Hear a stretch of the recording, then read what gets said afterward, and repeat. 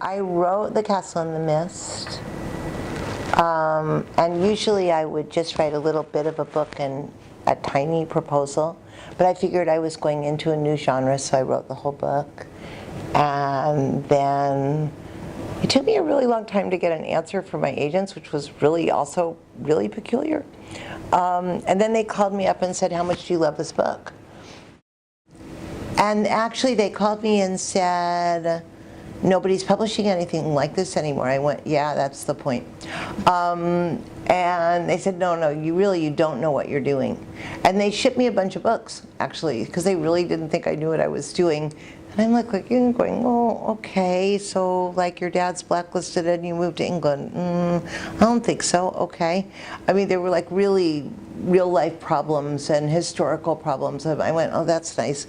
And I kind of put the box aside. And I did another pass on it because somebody told me something I thought was smart, and I sent it back.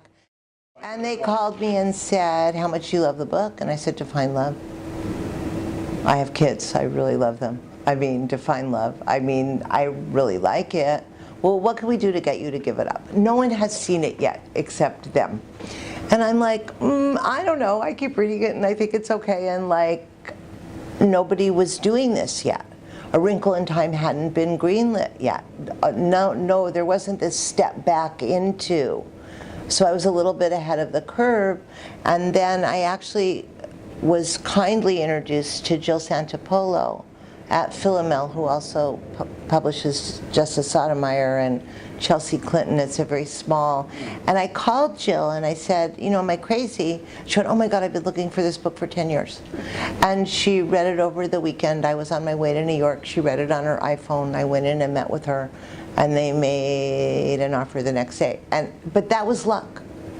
It was just completely crazy luck, and also me not giving up, but the idea that I had one shot. And that was the only shot I was going to get, because if she'd said no, they probably weren't going to send anyone. And it was like, really, I think I have an idea of what's happening here. And also because my children are getting a little bit older, I'm seeing, as you must be, this whole wave of a new baby boom. And there's a whole thing happening that I'm really happy to be a part of. And these kids that are growing up, particularly in Florida, are amazing.